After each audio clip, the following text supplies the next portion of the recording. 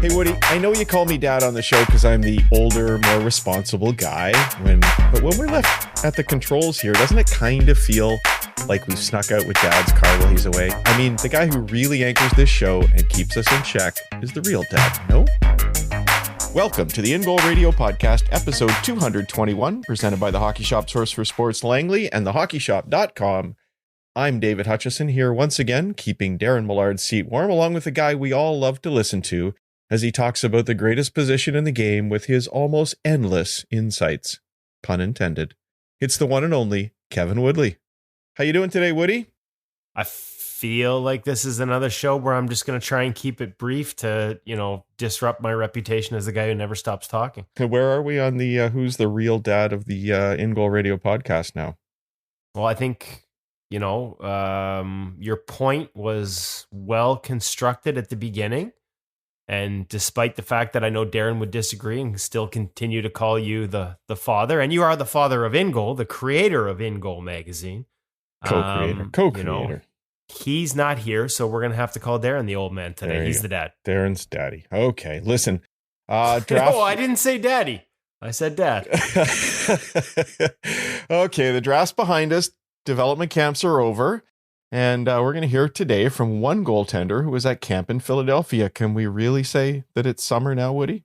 Fair You're going to the golf question. course today, right? Yeah. Not today, but this week. Right. Surfing next week. So I guess summer is here. There you go. Summer is here, but doesn't mean the work stops for us at InGoal magazine. As a matter of fact, it's picking up. Because development camps are over, and I gotta say, our featured guest, Carson Bjarnason of the Philadelphia Flyers now, has some great stories about development camp that we'll get to in the feature interview. We will. But there's not a lot of sort of wiggle room from dev camp to guys starting to pick up their training. I mean, it's mid-July. Even the guys that like to get away from the rink and don't skate. Remember, we used to have this conversation with Carey Price, and he was adamant, like the gear went into a back corner of the garage. And there are other guys who believe that they need to remove themselves from it so that when they get back on the ice, there's that passion. They want to be there. Even those guys are going to be back on the ice August 1st, which is only a couple of weeks away. We've got camps coming that'll put us on the ice with NHL goaltenders and all kinds of plans to bring you more instruction at that level, from that level, on the ice, in the room with these guys over the coming, 6 weeks between now and these NHL guys starting to get back, for training camp, get back into their captain skates in their NHL cities. So it's as much as it feels like the offseason is finally here as dev camps wind down, it's also sort of just the start of fun time for us. Best time of the year. It's an awesome time of the year. That feature interview is going to be presented by Sense Arena Virtual Reality. And of course, the gear segment is over at the Hockey Shop, source for sports Langley, isn't it, Woody? It is, but Cam was not. So we've got a surprise coming up for you in the gear segment. I think that Cam is MIA this week because he's so damn busy getting all the new equipment that is arriving seemingly daily on the shelf, listed online with the team over at the Hockey Shop and thehockeyshop.com. We talk about the offseason finally being here. It's kind of like Christmas as well. Used to be that all the new gear hit the stores in April, right? When we started this business, like that was your launch period. The reality, whether it's supply chain or just sort of shifting timelines coming out of the pandemic, is this stuff isn't always there in April. And we see stuff launch, new gear launch throughout the summer. Sometimes, pads and gloves still typically early, but even that's been pushed back into May. Now you're starting to see brands bring out new lines. True's got a second price point that's just hitting the stores. CCM eFlex 6 chest protector, which we are going to talk about in the gear segment today. Their new skates, the eFlex 6 skates, just hitting the stores. We've got more stuff from CCM coming later this summer. We've got brands, the new Bauer, second price point Connect. So much new gear. And the best place to go and find it, get fit for it, make sure it fits your game, is the Hockey Shop, source for sports in Langley. Cam and his team, these are He's built a team of goaltenders, not just salespeople, that actually understand the position, play the position, and will help you get the gear that will ensure you play it better. There's no better place to go to get the gear that works for you, get the latest, or if you're looking to save some money, the latest means the past stuff goes on sale. And there's a lot of those sales on right now at thehockeyshop.com. So make sure you check them out.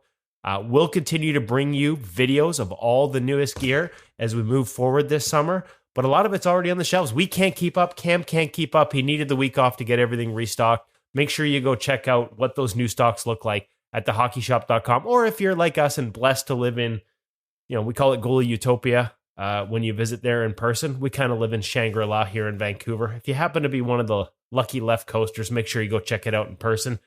Tell them that Woody sent you, and then make sure you take a couple gloves off the wall, open and close them, and leave them for Cam to put back. Beautiful. It's sort of Christmas in July, isn't it? We're only about 9 days out of it being 6 months to Christmas. So busy time of year at the hockey shop. Great time of year for us to catch up with all these goaltenders. Some people are taking a vacation right now. A lot of people in the hockey world are working really hard. Speaking of hard work, we've been working really hard over at InGoalMag.com, and we've got a big week planned there, don't we? Yeah, no, you know what? I think you've been working hard. I've been hardly working. Takes two. I've been digging into the pro reads with guys. It has been a great time of year. The relationships that we built in the industry have allowed us to have video conversations and do video film work with a lot of big names over the last couple of weeks. And we have so many pro reads that it felt like we needed to just have a pro reads week at InGoal Mag and InGoalMag.com. And Beautiful. Hutch, you put in some work. Well, let me tease some names before we get to the new look of the section, which is all you digging in and I'll tell you about that. Yeah, sure. But let me tell you about the guests. Okay. Connor Hellebuck, which of course we had the first one up already. So good. Eric Comrie told us a couple of years ago, you got to get Helly on pro reads. You won't believe how well he sort of reads and anticipates the game. And true to form, he was brilliant. Phoenix Copley, last week's guest on the podcast, also sat in on a video session. We did a full half hour of video. Some great insights from Phoenix that we haven't had a chance to roll out. We'll do that next week or this week. Joel Hofer. You had a chance to sit down with Joel Hofer, who's probably going to be with the St. Louis Blues last year, made his NHL debut this season with the Blues, former world gold medal, World Junior Championship gold medal winner with Canada, a guy who's been a friend of the podcast. We had him on recently. He did a pro reads with you. Matt Murray of the Toronto Maple Leafs, an entire hour of video with me this week. So good. And I'm telling you, like, you've had a chance to look at it, Hutch. Like, this is a tough one because it's pro reads week. And I almost feel like some of Matt's pro reads need to be rebranded as something else because they're like pro drills, pro tips, and pro reads all rolled into one. Pro like, reads extreme. It is like the lesson he gives. It is not just a specific screen in our first example that we're going to roll out this week, where it's like, hey, this is how I played this screen. He walks goalies through how to manage screens in general in the type of depth and detail that will, I guarantee, make you better as a goaltender managing screens. So much exciting things coming at Pro Reads. We've decided to have an extravaganza. And like I said, if we're going to roll out new Pro Reads all week, like one a day for the entire week, we might as well roll out a new format and an exciting new way to watch them. And that's where you came in, grinding behind the scenes to make sure that it looks new and it functions better. Having a whole lot of fun this week. Our feature interview coming up in a little while with Carson Bjarnason actually has a really cool tip for reading the game in it too. I think an unexpected one. So we'll tell people to listen for that. Before we get there though, we have done a bit of a retooling on the site. One of the problems of having so many pro reads is we were presenting them just sort of in a stream. You had to go back over time to find ones that you wanted to check out at. And I knew that some people wanted to either look at specific goaltenders or get a chance to binge maybe on some specific goaltenders. So we made a bit of a change. If you now go through the Pro Reads menu on the website, you'll be taken to an index page that lists every goaltender who's done a pro read with us. We're up to 30 now. Actually, I think probably 31 with Matt Murray. You you can click on the individual goaltenders. We're not there yet. We're about halfway there, but you can click on about half the goaltenders now. Go to a page for them, and it lists every one of their pro reads there, and it's got a nice little player. So if you feel like just watching the pro read video, you don't want to read all the text that goes with it, predict the play yourself, and so on, you can actually scan through every one of that player's pro reads all in one quick setting. So just a nice way to make it easier for you to see everything. At some point, we'll probably go deeper and categorize things by types of play and that kind of stuff. But I think this is just a really cool way for you to see your favorite goaltender all at once, binge a little bit, also find the older content, which is right now pretty hard to find, at least in the old format, because you would have had to just go back page by page. Oh, I want to find Carey Price. Let's go back through 3 years of pro reads to find him. Soon you'll be able to just click on Carey's name and go check it out. But we've got a dozen, 15 of them already indexed.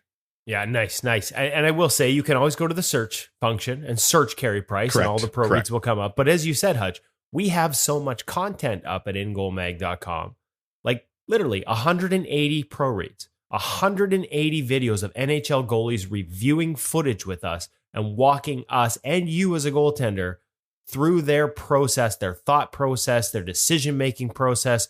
Why did I choose this depth? Why did I choose this save selection? Why and when do I enter into this post integration? It's all there. There is so much learning to be shared there. And I'm going to walk everyone through this. So, for example, Thatcher Demko has been brilliant in his pro reads. A new addition this season. I think we've got 7 up. So you go to the pro reads page, you click on Thatcher Demko's name. You're going to see at the top a video player and thumbnails underneath. Those videos that you can click on and watch as an InGoal member, and the thumbnails you can scroll through to get through all of them, are just simply Thatcher walking through the couple minutes each time, walking through each play, guiding us through it. It's the pro read video you would normally get at the end of each article we write to go with the video. If you still want to go back and do the, read through and then see the pro read at the end of the article, and I'm going to be honest here, I know some people just want to watch the video. But there's a reason we write the articles the way we do. There's a reason we present a screenshot, a freeze frame, and say, hey, what are you looking for here? And then we show you the save. What are you looking for here? And then we tell you what the NHL goalie is looking for. We're trying to educate. We're trying to make it an educational process. Hutch is in education. He was the one who laid out the first one to get goalies thinking about it. And I know, listen, I love that you have made it easy for people to just go watch all the videos. I can go binge watch every Thatcher Demko pro read, just him reviewing video, his voice over top of the video, walking you through what he sees. It's gold. It's frankly gold. We've had NHL goalie coaches tell us it's like the best thing out there to learn to read the game for goalies of every level. But Carson Bjarnason, our guest this week, has sort of, you'll hear it in the interview, made me realize the value of those full articles. As much as some of you don't want to watch them and you just want to show me the video. It's the option. Every time you log in, it says, just show me the video. I just want to watch Thatcher Demko, for example, walking through it. I don't want to read Kevin's preamble. And I get it. I wouldn't want to read me either. But you'll hear it in the feature interview today. The Philadelphia Flyers at development camp started with video sessions that, I got to tell you, sound a hell of a lot like pro reads. Asking the goalies to watch video and anticipate what's going to happen next and what they should be mindful of, which is how pro reads has always been set up. So I love that we've added the new section. I think it's going to make it easy for goalies to find their favorite guy and just watch video. But remember, you can also find your favorite guy and go through each pro read, have the article laid out, and then watch the video at the end. It's designed to be a little educational. It's designed to make you think and interact with it. And after listening to Carson talk about what they did at Flyers Dev Camp, I sort of have doubled down on the value of that process. I was thinking of him as well as you were describing that. And just so everybody knows, that was not the reading the game tip I was mentioning in the interview. So you listen for that extra tip, but definitely the Flyers version of pro reads. So cool. You mentioned I was a teacher. I really believe you need to engage in your learning so that it gets fully sort of integrated into you. And that's why we laid out pro reads the way they are. My biggest downfall as a teacher, though, is I assume everybody in class is completely bored and I speed through the material. So that's why we created the thing at the top as well. So maybe you'll engage with one of those pro reads and then look at the thumbnail and go down below and then decide you're going to dive a little deeper into the article too. Maybe you're just a little bit younger and you want to just enjoy it a little bit and absorb it. That's cool too. Like the whole idea is to make you be able to do what you want, but head over And to as an educator, like everybody learns differently, right? Like some people just watch a video and they absorb it. Some people need to read it to really think about it. That's why we ask you questions. What do you see here? Mm-hmm. What do you think the goalie in this particular situation is looking for on this rush chance, for example? So I love it. Best of both worlds now available, as you were about to say, Hutch, at InGoalMag.com. Premium subscriptions only. Honest to God, folks, $50 Canadian a year. Canadian? It's like 2 cups of coffee in the States, the way the dollar's going. And you can watch 180 videos, 180 videos with NHL goalies helping you become better. Not to mention the hundreds of videos on tips, drills, equipment, mindset. The new one we have up this week, we'll get to in a minute with James Wenland to help you open up and widen your butterfly and open up your hips. Like there's just so much there. I'm sorry, I had to go into a spiel, Hutch. I went into sales mode. My bad. No. Well, I was actually probably going to help you there, but 180 videos, you got a whole year to come if you join up today. So you're probably looking at about 230 or 40 pro reads by the time that year expires. But what I was going to say is if you haven't taken the jump yet, if you go to that pro reads page at ingoalmag.com, you'll be able to see 3 that we've unlocked right at the top. You won't see them if you're already a subscriber, but if you're not yet, you'll see 3 that we have unlocked for everybody, and you can see the full article, see the full video, get a real idea what they're all about. Then I hope you'll go hit that subscribe button. Best deal in goaltending. Now, you talked about Carson and development camp for the Philadelphia Flyers. You've been to a bunch of development camps, Woody, or dev camps, as the cool kids call them. Can you give us a little insight what dev camps are all about? I think they've evolved, frankly, over the years. I've been covering the NHL for 20 years now as a reporter and paying close attention to the goalies. And I've seen trends. Like Carson talks in the interview about going in right away. Like he brought his gear to Nashville, as you'll hear him talk about. So because he knew there was a possibility. Didn't know which team was drafting him, but he knew depending on the team, there was a possibility he'd be going immediately into a development camp or, like you said, dev camp. Here in Vancouver, dev camp started the day after the draft.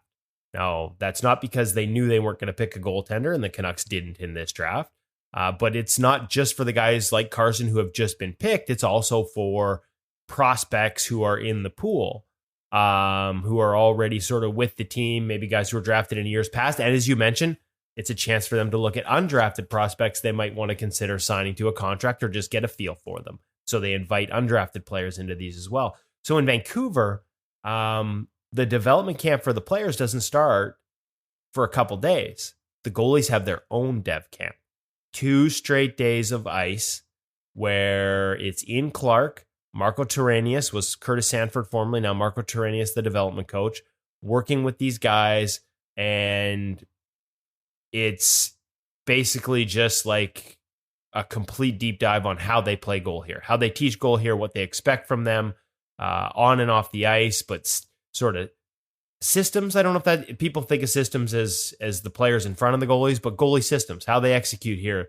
The multi-stance system, a lot of things you've heard every time we've had Ian Clark. And by the way, 45-minute video up at ingoalmag.com for anybody who wants to watch Ian Clark answer, questions about the position and go into sort of the 7 keys of elite goaltending. We've got that online as well. He basically walks them through all of it, right? Like sort of prep them for dev camp. So by the time they get into drills with the rest of the players who show up a few days later and into that scrimmage that most development camps end with, you should be seeing them bring some of the tools they've added into drill and game situations, right? So rather than sort of just having 25 minutes of ice before the rest of the players go on, they've got 2 full days. So to learn things like the multi-stance system, reverse tracking, or double seal as other people would call it, reverse tracking as Ian calls it, tracking down, coming down the wing in those short shuffles into the post, like a lot of those movements. And so by the time you're into the players arriving and on the ice with them, you start to see it. It's pretty cool to see how fast some of these kids integrate. I remember Ty Young last year, right out of the draft, comes into Vancouver. It was amazing for me to see what I knew were new things for him to learn. By the time they hit the scrimmage, he was executing them at a pretty high level. And that's that's impressive in terms of learning a new skill. And so maybe that's something they're looking for, the ability to learn that new skill. Chances are they've already looked for it before they picked you, and they see some of it. But so we've seen a lot of that. And to be honest, I'm fascinated. I don't want to give it all away, but like some of the stuff that Carson did in Philadelphia with Kim Dillabaugh, the goaltending coach for the Flyers, and Brady Robinson, the development goaltending coach for the Flyers, I hadn't heard of. Like there were new things there. So I'm still learning. I've been obviously focused on Vancouver. That's the one I cover for NHL.com. So that's the one I've been at for 20 years. And actually, I say 20 years. I don't even think we had development camp when I first started this. I'm pretty sure we didn't. This is a relatively new phenomenon. And it gives these kids a chance to learn new things, the rest of the summer to integrate them so they can, hey, I've learned a new skill. Now I'm going to go back home and work on it. Even if I'm not turning pro, even if I'm going back to my junior team, this is how my NHL squad wants me to handle these situations. This is how they want me to move. If there's any differences, I've now got a few months to sort of work through them. Chances are they've been introduced to new training techniques, new concepts, as we hear from Carson, in terms of, just even managing how he looks and looks off the puck. A lot of different skills that get thrown at these guys, and it's a chance to do it early in the summer so they can work the rest of the way to integrate it. A big part of that is going to be the NHL team being in contact with their prospect goaltenders, coaches at home, or their coaches with their junior or college team, just to make sure that everybody's on the same page. And I know the pro teams check in throughout the season with their players as well. So lots of integration between those different systems so that they can learn to develop those new skills. I was thinking, though, as you were talking, hands up, everybody listening right now that heard Kevin throw out reverse tracking and then calmly say, well, for everybody else, that's the double seal. Hands up if you didn't know what either of those were. It's okay. The only stupid question is the one you didn't ask. I'm just doing this for everybody else. Darren has pitched that we run the InGoal dictionary. I've been making notes so that we can start doing it. So let's just, for everybody who hasn't heard this one, that's the move where you'll see some very fortunate goaltenders who have both the size and flexibility to pull it off with 1 foot on each post as the play is behind the net so that they can sort of hedge their bets, have something on both sides, a way of dealing with things. So that's reverse tracking in Canucks parlance, on double their seal and many those, others. Yeah, sorry. It's like the insanely wide butterfly with 1 foot on each post. It's in fact, head over to our Instagram. You can see a picture of a goaltender in that exact position with the new InGoal CCM eFlex 6 all-out graphics. Nice little photo up there. Sweet graphics, by the way. Sweet graphics. And love them. They did look a lot better on that goaltender than they did on me, because I cannot get into a reverse track like he did. And he's young. It's, it's funny you mentioned that, Lane. We'll get into the dictionary and the glossary of terms, but you talk about sort of hedging your bets. It's not just about being able to go to either side because you've got an anchor foot on both posts, but it's about giving you center net coverage. Yes. You're in the middle of the net as opposed to being on one side or the other. And you've got access to your hands as well, and you can look over both shoulders, and there's a lot of different things. As a matter of fact, we really need to get Ian Clark on here because I think his goalie's executed at a really high level. Mm-hmm. Very demanding physical position, which brings us to another new article at ingoalmag.com. But we need a full breakdown of that, and we're working on it. Let's get her done. Hey, I was thinking about you mentioning them looking at how quickly these guys are picking up the skills, and impressive to think that somebody would do it in a couple of days. I was thinking one of the reasons as well, Woody, might be that as you're looking at prospects, probably more before the draft, one of the things they're trying to evaluate is what's a guy's ceiling. And by that, I mean, it's nice to see how good he is today, but you're really drafting, hoping that you're wondering what he can develop into a few years down the road. Very difficult to project what somebody's ceiling is going to be like. But I would think that learning aspect in camp would be a piece of that, because if somebody can pick something up in a couple of days, he's probably got a higher ceiling. You can probably work with him better to take him where you want him to go, as opposed to somebody who maybe really struggles to pick up the new things you're teaching. You kind of wonder where he might be a few years down the road, no? Well, and this goes back to goalie IQ, right? Like, and at the end of the day, everybody learns at different rates, but the ability to sort of quickly recognize patterns in terms of reading the play is tied into the ability to quickly recognize, like, there's a physical element of being able to execute a new technique, but there's also a thought process element. And so, we've heard goalie coaches in the NHL and guys that specialize in goalie scouting talk about this before. Like, goalie IQ matters.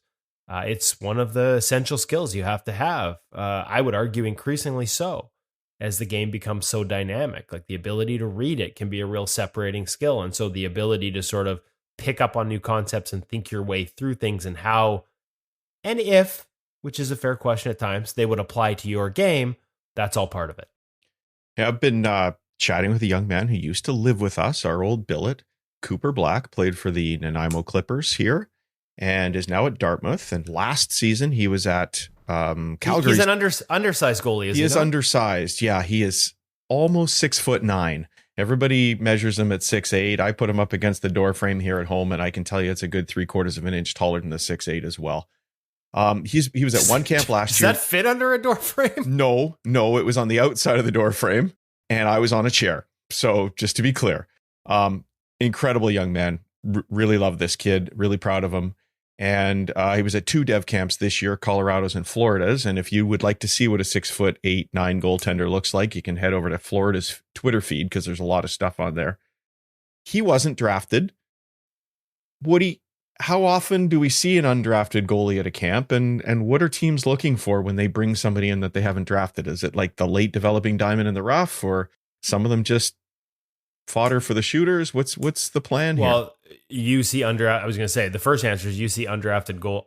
Like, I don't know that I've seen a development camp roster that doesn't have at least one, and usually 2, sometimes 3. Because we're talking typically about 6 goalies or so at one of these camps, right? Minimum Ish? 4, right? Yeah. Minimum 4. And usually 5 in case one of them doesn't make it through or picks up an injury along the way. Because you need, you don't want to run them. By the time you get, you're talking multiple sessions a day. Usually a lot of teams divide it defensemen, forwards, or they split them into 2 groups. So you can't have a goalie going through all the sessions. You need to sort of have 4 minimum. So yeah, you see a lot of undrafted guys. And the truth is, Hutch, the reality is that some of them are fodder. Some of them are cannon fodder. Some of them are targets. Shooter tutors would be too unkind a term, because they can all play. It amazes me how many times I watch a development camp and I find myself more impressed, because usually they're older. Quite often they've been through university or sometimes CIS. I find myself more impressed with the kid who's there on an invite than some of the high-ranked prospects who haven't had a chance to sort of get comfortable with some of the new techniques. But sometimes you see these kids come back for 2 or 3. And it, as much as they can be targets at these camps, it is an opportunity to impress coaches, not just at the NHL level, but hey, like you got to fill out rosters at every level. Most of these teams have affiliates right down to the ECHL, and there are jobs to be had. And so it's a chance to make an impression. It's a chance to learn from some of the best coaches in the world and develop your game. And sometimes you get invited back a couple of years, and then when you graduate university, you've built a relationship. If you're lucky enough to be somebody that's coveted by multiple teams, you've got a bidding war. At least you know which. If you've been to one of the development camps, you're comfortable with the staff. You know what the goalie coaches expect. You know what the head coaches expect. You know what the trainers expect. And that can help build a bridge. If you're not being chased by multiple teams, maybe it opens the door to play, to start at an ECHL affiliate and hopefully work your way up. So there's, calling them targets is probably unfair, even if within the development camp environment, they are at times there to just make sure we got enough goalies. The good ones approach it as much more than that. You can get a lot out of it, whether it's becoming a better goaltender or getting an opportunity with the team. Again, it might not be an NHL contract. Chances are it's not. But an AHL contract with a 2-way option down to the coast to start your pro career. There's a lot of opportunities there. And sometimes, for teams, they're looking at kids that, hey, we want to see him in this environment. See how quickly he picks up new things.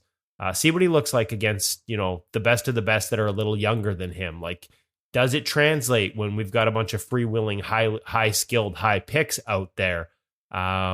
Maybe he's got a really technically sound game, but does he have another level when things are a little more scrambly, but the skill level is definitely high end from a shooter perspective? So it's there's a lot of different sort of needs being met by those invitations. And I got to say, impressive that Cooper made it through too. Like they're they can be a bit of a grind, not just because of the physical work. There's team building activities. You are on 24/7 for the week. Yeah, it's tough. I've been speaking to a few different kids who were at dev camps in the last little while, and they were commenting they just couldn't believe some of the guys that would actually choose to go to 2 because of how exhausting it is. And as you mentioned, mentally you're on all the time. So that's tough, not just the physical aspect to it, but we see that isn't it the Canucks that typically run the prospects up the gross grind, which is a local incredible, or what is it, almost an hour up or something like that, maybe basically half an run hour up for the fittest guys. You basically run up the side of a mountain. They do it on the final day. It's sort of there's a teamwork component too. I think Sure. I believe they're in groups and no man left behind kind of thing. So you're pulling each other up the mountain, so to speak, literally and figuratively. If I was a part of it, you would probably be dragging me up the mountain, possibly on the side of on a stretcher. It's a hell of a, they call it the grind for a reason. It's kind of famous in these parts. And yeah, there's a lot of different elements of a camp like that. Yeah, for sure. Vancouver Giants do the gross grind, and they have to carry a medicine ball up with them. And that's part of the teamwork bit. They have to share it amongst a group of guys to get it to the top. I like that. Yeah, I like that. That's kind of cool. Hey, for the record, this is an aside out of the goalie world. Yeah. The gross grind is they recently had a contest or like a day where I saw. How many times can you do the grind? And like for most people, like you go up the grind, you're done. Like you're done. Even if you pace yourself, you're done. But this is like sort of like the Ironman gross grind. How many times can you get up in a day? Daniel Sedin did it 11 times. Nearly an hour each one of those. I think it was 50 minutes each one. So think about that. Man, the Twins. You talk about, okay, we'll go to dev camp. Did not see them because there weren't dev camps back then, but I was at their first training camp in Stockholm, Sweden, Henrik and Daniel Sedin. Mm-hmm. At their first training camps here in Vancouver when they finally did come over. And you talk about if you had seen them at that point of their professional careers, not in a million years would you have picked Daniel Sedin going up the gross grind 11 times in a day. This is part of learning. And kids these days, they're more ready for pro hockey physically than they were, that's 23 years ago now. But that's part of what Dev Camp is about, showing you what it takes. Maybe it's training differently. Maybe it's eating differently. Most of them have a night where they go and they cook as a group. They have little, whether it's competitions or just team building, where they go to it'll be a restaurant or like a chef school kind of thing, and they will all prepare meals. That's part of it too, because a lot of these kids, they've never lived on their own. No, didn't Carter Hart tell us that when we had Carter him on Hart's the show? story, right? Yeah. Like in junior, you've got a billet that takes care of these things. Now all of a sudden you're a pro, you got to feed yourself, right? Especially in the American Hockey League level, right? Like you got to feed yourself. And so Dev Camp teaches you those skills well. It's why, hey, like we can all survive and feed ourselves, but are we doing it in a way that's going to allow us to thrive and mature as athletes? So, the proper fuel. When my wife leaves town and leaves me to my own devices, I feed myself, but not nutritiously like when she's around, right? Like this is just the reality. So, there's a lot of different components to a development camp in terms of the skills they are trying to teach these young men so that they can rise through the organization and be a part of the future of these NHL teams. A great time of year. A lot of kids looking towards their future. One of those is Carson Bjarnason, who will be with us in the Sense Arena feature interview. Before that, though, Woody, we're going to head over to the hockey shop. Just as a reminder to everybody, our gear segments are typically over on our YouTube channel, and we would love you to go over there and check them out. Give them a thumbs up, hit subscribe, leave a comment. But this week, we're going to break that rule, and this one is audio only. I guess it had to happen eventually. Tell me, Woody, did you head over to the hockey shop to film this one, and Cam was just so sick and tired of you taking the gloves off the shelf and leaving them lying around that he locked the door and you couldn't get in? Possible that may have played a role in no Cam this week. Possible that I've been pumping his ego up so big that his head didn't fit through the door, so he needed a week off hockey shop to deflate it. Also possible that he's just so damn busy putting new stock on the shelves at the hockey shop that he didn't have time to deal with me coming in and pulling it off. Either way, we came up with I was going to call it a compromise, but it's not. Again, we need to just deflate Cam's head here a little bit. This is a hell of a backup. As a matter of fact, it's the 1A, 1B situation, isn't it? Yeah, but I think Kaylie might be the 1A, and Cam's going to have to start wearing I'm going to bring him a backup towel when we film this week because, he may have been relegated. We caught up with Kaylie Dankevy, who is the product manager of goaltending for CCM, and had a great chat about some of their new lines. We'll still bring you the videos when we catch up with Cam, but we just wanted to catch up with Kaylie on sort of, we get to work with Kaylie and meet her and sort of know what it's all about. We wanted to bring you some insights into all the work that goes into developing these product lines. And it may surprise you to know just how far out they're working in advance.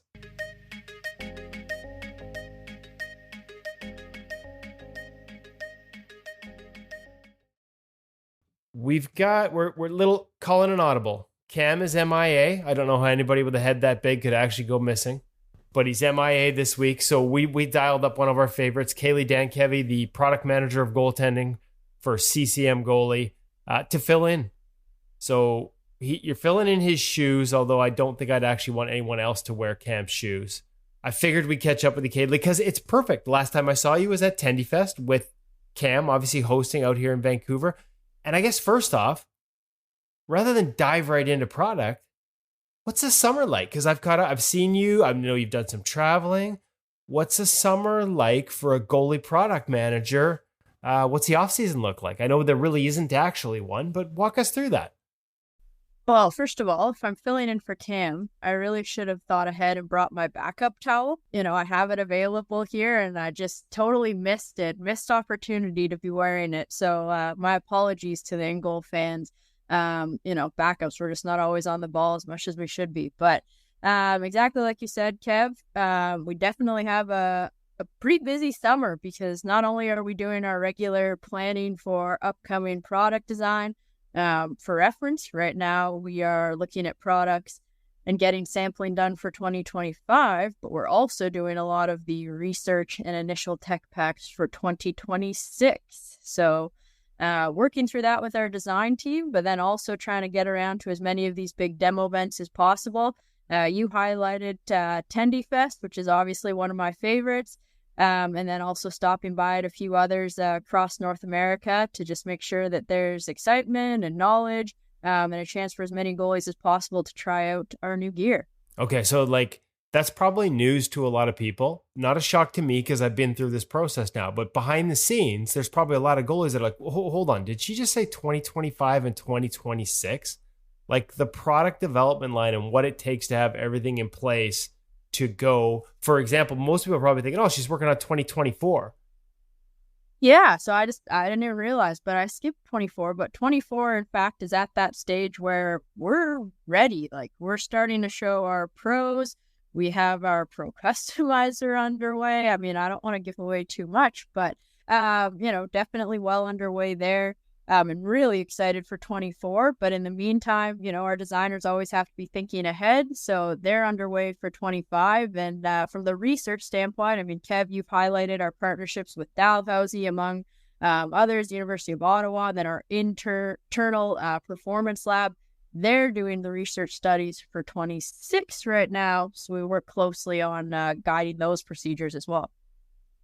And again, I know these things are baked out well in advance and planned out well in advance. But I think for a lot of people, that's news. And I think the exciting part, and yeah, we're biased because we've got to see it at work and see the team at work and go to the labs and visit these places and see that process. But innovation seems to be at the forefront of a lot of what you're doing, like using that research to drive product as opposed to just not exclusive of not ignoring goalie feedback, but not just like a little tweak here and a little tweak there. You guys have been making some big changes over the last couple generations of pads and gloves. Yeah, exactly. I mean, that's been our focus. As you know, obviously we're in communication frequently, but also our other goalie advisor partners that we have, our relationships with dealers. We're always trying to make sure that we're at the forefront of understanding the goalie's needs, seeing how we can push things further. And so for some of these concepts, that means doing a pretty big deep dive into how the goalie moves, how that product interaction is going to complement their movements. So like I talked about for 26, it's one thing for us to have a goal and a concept in mind. We need to validate that via testing. And then once those validations are completed, we have to integrate it into product. And, as all goalies know, we need to make sure the product's durable, that it performs, that we can put it into multiple different price points potentially.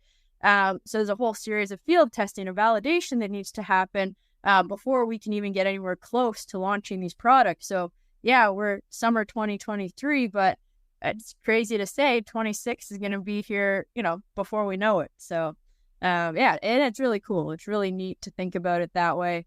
And to work with these partners we have, because everyone, I think, shares our excitement about it as well. Well, as somebody who can struggle sometimes to just make plans for dinner that night, the idea of forecasting out 3 years seems a little crazy, but I love that that's what it takes to make innovation and bring it to goalies and make sure it's going to work. We won't get too much into eFlex 6. We've talked a lot about it because we see that innovation right now. We're seeing it. We've got a couple sets of test pads here, couple different sort of setups in terms of some of the specs we chose, one with more flex, one a little stiffer. But the way that new knee stack is integrating and creating that seal, like that's one great example. We have one set that is soft rebound, one that is active rebound. Like we have both types, one max, one control. So getting to play with all the innovations you guys are leading there has been pretty cool. Couple of products. We're gonna sort of like beat Cam to it here a little bit. We're still gonna hit Cam up for the full video reviews on these, but two that are hitting stores that we haven't had a chance to talk with him about yet. Right now, one's already in stores. eFlex 6 chest protector. We've actually got a couple here. I got 3 here at InGoal that we are rotating through a variety of testers. Feedback has been really strong on my end. Before I get to that, walk the audience through when they see that on the shelf, what differentiates it. First thing we see when you pick it up off the rack that you won't see when it's hanging there, but when you grab it, is the hard sort of shell on the back. Just a quick hit on what that's all about and what that's designed to do. Yeah, so that's our new AirTech suspension system.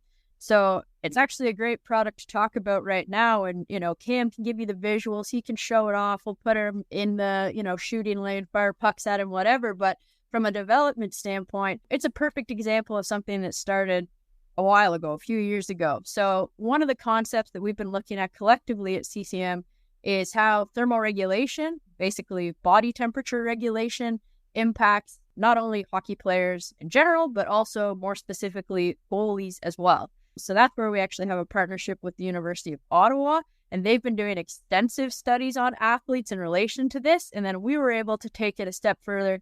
And I guess on my side, on the goalie side, look at goalies. So doing a bunch of heat mapping, looking at specific products. And I'm sure goalies, there's a ton that you can relate to here. One, it is very clear that we are the hardest working athletes on the ice. But you already knew that. But second to that, the areas where the heat builds up the fastest and the most are the head and the chest and actually the back of the knee. So we will talk about masks at a later point, Kev. Stay tuned, InGoal listeners. But specific to the chest and the body, that heat buildup happens a lot. And you think about, a chest protector and how big and how bulky it can be, obviously confined by a jersey as well. So we wanted to make that the focus. So in order to do so, there's 2 things that we looked at. So one is along the back where that buildup is really happening. How can we alleviate some of the pressure from the chest protector and essentially create more breathability channels? So this is where I implore you to check out the episode where there's a visual of this, or go into your local hockey store and check it out. Hockeyshop.com would have a great image, I'm sure. But basically, we now have a raised piece and still mesh that sits along the back. But basically what this design creates is the ability for air to actually escape and to create that evaporation process. Typically, if you just look at more kind of ventilated liners, perforated materials, that's a great start, but you often don't get enough sweat and heat escape to actually have greater evaporation that helps control your body temperature. So with this chest, that's the main feature, but then there's also added details around the liner, around our foams, and the outer materials that we're using to also create that ventilation as well. So essentially what it came down to is improvement across the board for all goalies. not only in their overall body temperature, having that decrease, but also when we look at their reaction time and when we think about just overall performance and how important every little second, every inch is to a goaltender, it's things like this that can actually make a big difference. So some really exciting technology there. Yeah, and I will back it up from a testing standpoint. Like I said, we've got multiple users that have tried it.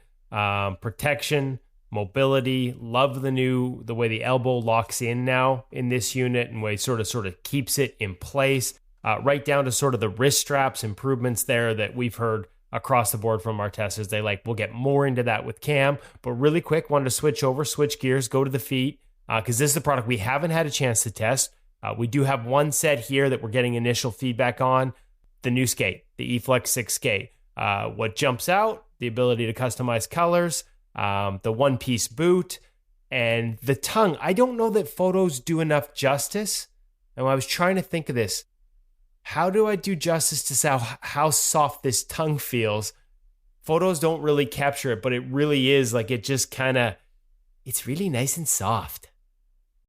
Like me. Yeah, starting with the tongue, like you mentioned, Kev, it really is around having the best amount of flexibility, contouring the foot properly, but ensuring that when it comes to the flexibility and the mobility that we talk about, especially so much in our pads, we need to make sure that that's replicated in our skate. So the tongue's able to achieve that for us. In terms of some of the other changes that we've made and the updates that I think are really relevant to goaltenders, when we look at the overall shape of our skate, we now have our new game-ready fit. So what this game-ready fit does is it's going to enhance the way that all of these composite materials and some of these stiffer materials are going to wrap and fit around the skate. It's very heat moldable. It'll adapt very well to the foot. But now when you really just put it on for the first time and you're going through those first few skates, you're going to have less of that break-in period required, which is always a bonus. In addition to that, a bit of a new shape around the ankle, the way that it's contoured, it's a lower boot cut. Again, really just thinking about that mobility. How do we complement it in the skate? You mentioned custom. So there's been a few skates floating around so far I've seen, and some really cool examples of the colors that you can do. In addition to that, custom tongue options, custom steel options, in addition to getting obviously a really great fit through that program as well. But not just Elite, there is the eFlex 6 Pro at custom, and then there's the eFlex 6, the 6.9, and all the way down to the 6.5. Which goes all the way down to a youth size 13. Those are all starting to become available in stores with a lot of great technologies. All right. Well, I can't wait to run through those with Cam and bring some images to this as well. But in the meantime, Kaylie, knocked it out of the park as usual. Not surprised at all on my end getting to talk to you on a regular basis. Know the passion you have for the position and playing the position and what you bring to CCM goaltender and the innovation that you lead and are part of leading there over the past couple of years. It's been really fun to watch everything sort of move forward and evolve, and excited that you had the time to share, a few of the details with us today. The little teaser on the mask, killing me to bite my tongue on this one, but just wait for it, folks. It'll be worth the wait. We'll catch up with you again in the very near future to go over the details on that one, and we might let Cam get a word in edgewise when it's time to unveil that as well. Can I at least be upgraded to a 1B? 100%. To be honest with you, when you said backup towel, and I was like, oh yeah, she's the backup. I was actually thinking more it was a dig at Cam because the truth is he's nothing more than a backup. His beer league team told me that, but we'll go with the dig at Cam because I prefer to make those, especially when he's gone missing on us. Perfect. Love it. Thanks for having me on. Thanks, Kaylie.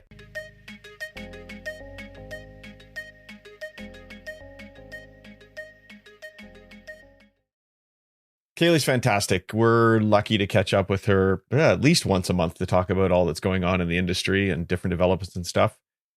Woody, do you have any initial thoughts from your use of the new eFlex 6 chesty?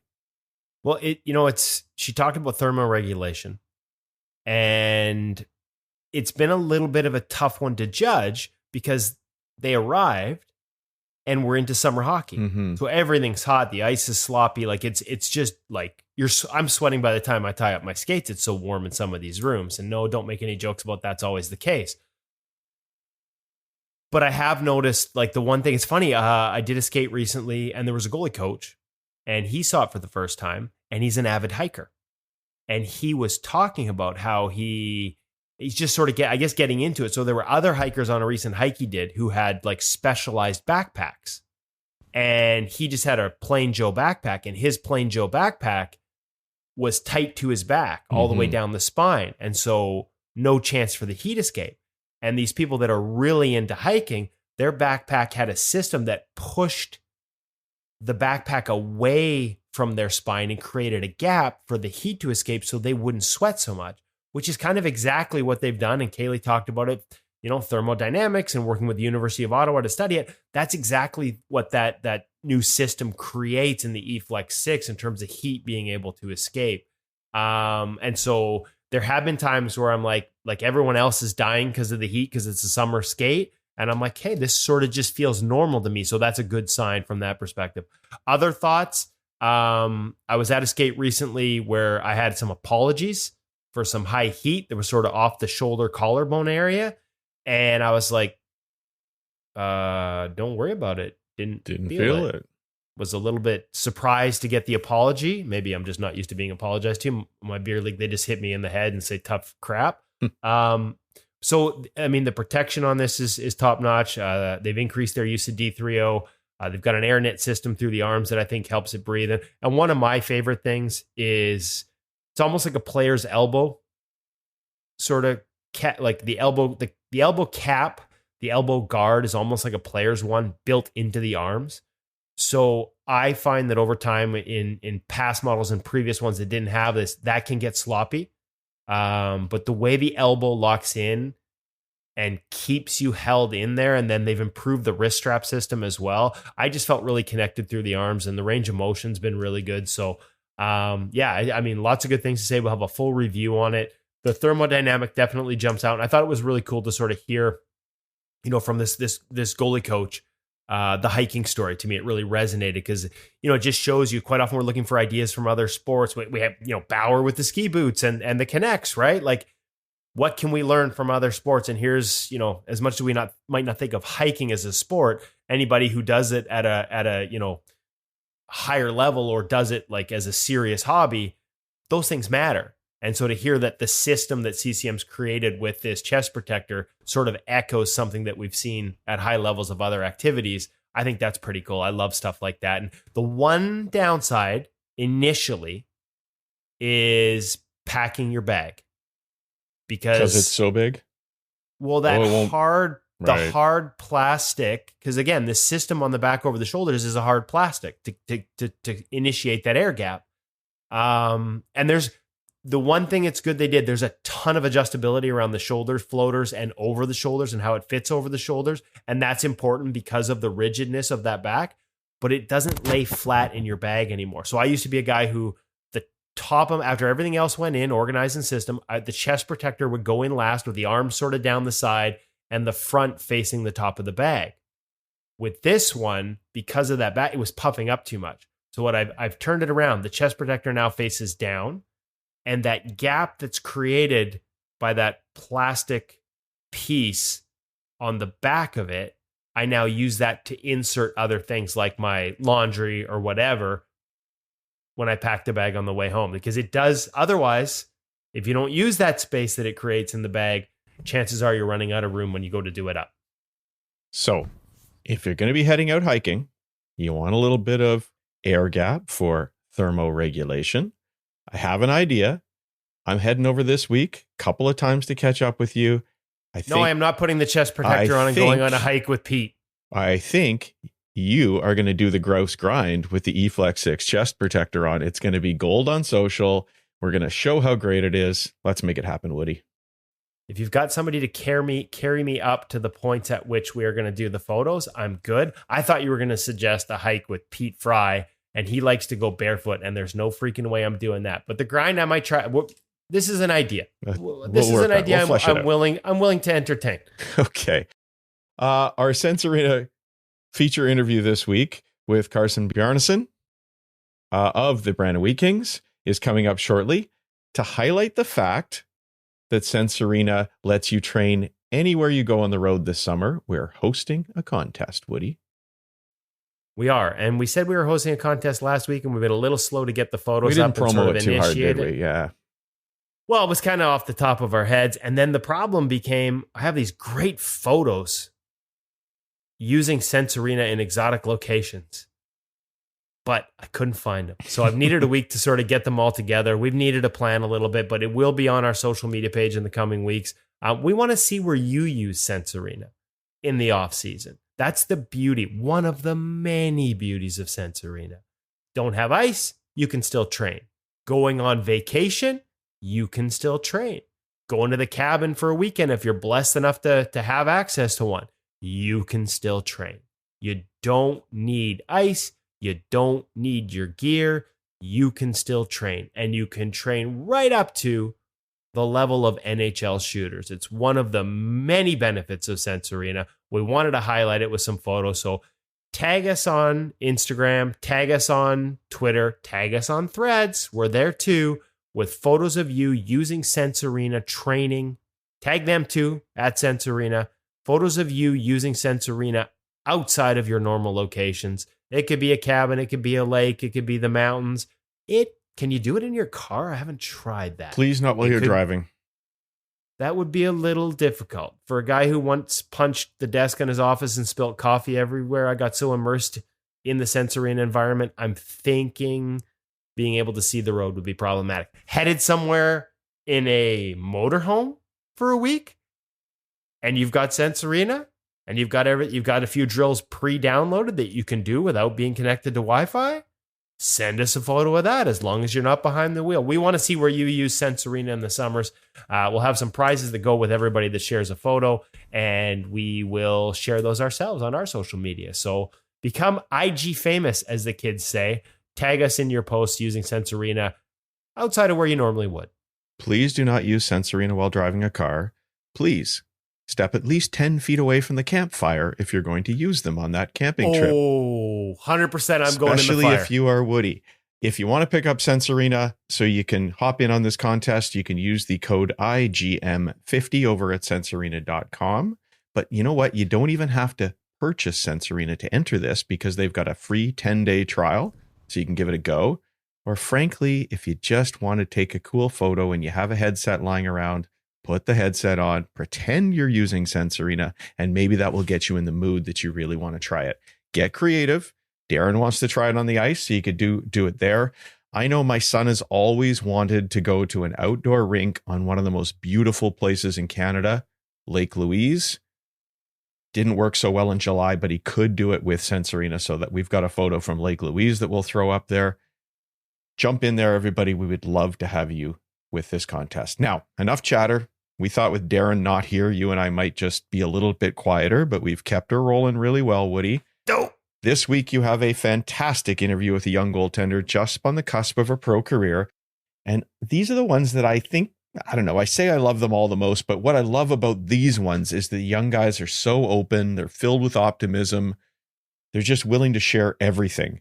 And Darren's going to really be sad to miss this one, because he's the starting goaltender from his favorite junior hockey team, the Brandon Wheat Kings. Carson Bjarnason, now also of the Philadelphia Flyers. And I got to tell you, we've teased a lot of the elements here, so I'm not going to get carried away with this intro, but there is a ton in here, including basically a built-in pro reads on how to read the game and how to get better to read the game, and aspects of it that, frankly, I don't think goalies consider enough, including, and clearly the Flyers think about it, but including within our pro reads. Like, I am in future pro read video sessions.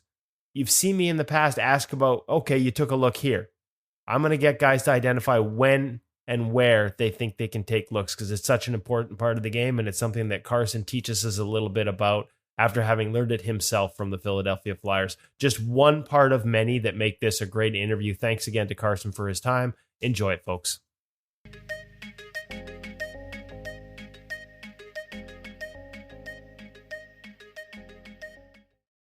Really excited to welcome to the InGoal Radio podcast for the first time a young man that I had the opportunity to meet at the CHL Top Prospects game and was super impressed by, not just on the ice, but off the ice in those conversations. Talk about really excited to welcome him. Really exciting month for him. Carson Bjarnason, Philadelphia Flyers goaltending prospect, draft pick. How does that, has it all sunk in yet that you've been drafted in the National Hockey League? Yeah, I mean, it's something to definitely look back on one day and think it's pretty cool. Definitely, you know, hard to think it's me because I'm the one living it and going through it. But sometime when I look back and have the time to really realize how cool it is, I think it'll be pretty special. Okay, so have you had a time to process the process itself? Like, as much as the whole what it means might not have sunk in yet, what about what you've been through? Maybe we can rewind it a little bit. I mean, I met you at the top prospects game and talked a little bit about what it's like leading up to the draft, but maybe start with the combine. Like, what's that like the first time you head into something like that? Yeah, I mean, obviously, it only happens once, right? So it's obviously pretty cool to know that you're in that top kind of 100 range of players in the world, whether you're a forward, D, or a goalie. It's kind of cool to know that you're in the talking of that. So going back to that, talking to almost every team, it was pretty cool again to see all those big names up there and coaches and GMs there. Um, and obviously you're running around a little bit trying to please everybody and get your meetings on time. So yeah, to have that play out coming to the draft and not really knowing where I'd go, Philadelphia selecting me, it was pretty neat. Going back to the like anything, like, are you prepped for the combine? Do you know exactly what exercises you're going to be doing? Do you prepare for it? Do you just train like you would normally train for an off season and go from there? Yeah, I mean, I definitely looked at it a lot more, towards the interviews that I had. Training is just kind of a second nature thing for me, and it's something I've always enjoyed. And um, it's something I take pride in is how hard I work and everything that goes into being a goalie, off the ice especially. So it was definitely more of a mental prep to make sure you're handling the questions right. There were some hard ones there, and the odd one that would throw you off. So you just kind of had to stay true to yourself and show your real colors. And obviously, if a team liked you enough, I mean, they'd have the will to want to take you in the draft. So as long as one team liked me, I was happy. Walk me through those questions. Like, I know everybody always asks people that go through it, like, Yeah. what's the craziest question you got? But like, what is the mindset going in? If the sort of physical part was just natural, just did your normal training, did you have any prep for this? Like you said, just stay true to yourself. But I know they can throw some weird ones at you sometimes. Is it kind of hard sometimes? Like, can it be easy to, much like playing goal? Can it be easy to overthink that process?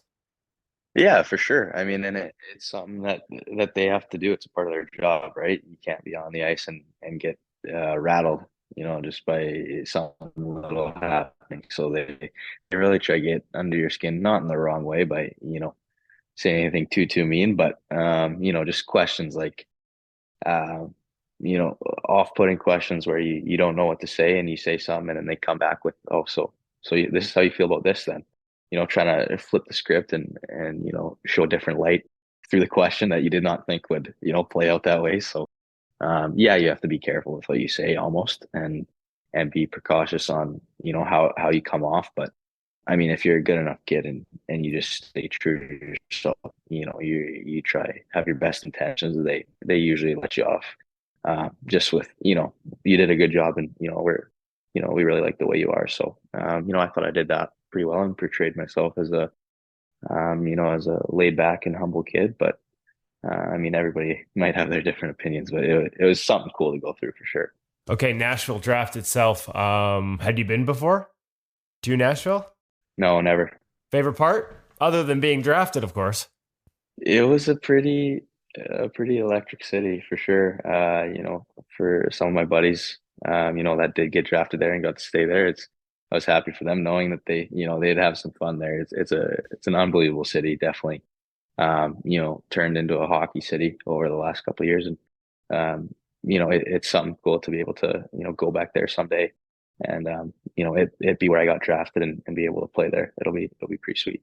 Okay, so straight into, like, how much time did you have? I didn't actually look at the calendar. Like, how quick were you into development camp with the Flyers?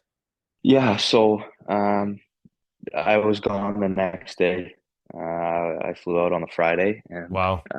showed up, and the next day we were just kind of getting settled in, and then we took a couple days off as guys were rolling in. Not everybody obviously came through from the draft, so Guys were rolling in from where they live, and yeah, a couple days in, we started skating, and yeah, just really cool workouts, and you really get to see what the pros go through. It's so top of the line in Philadelphia, and the whole organization is just definitely on the uphill. They have everything figured out here, and I'm really happy to be a part of what they're going through.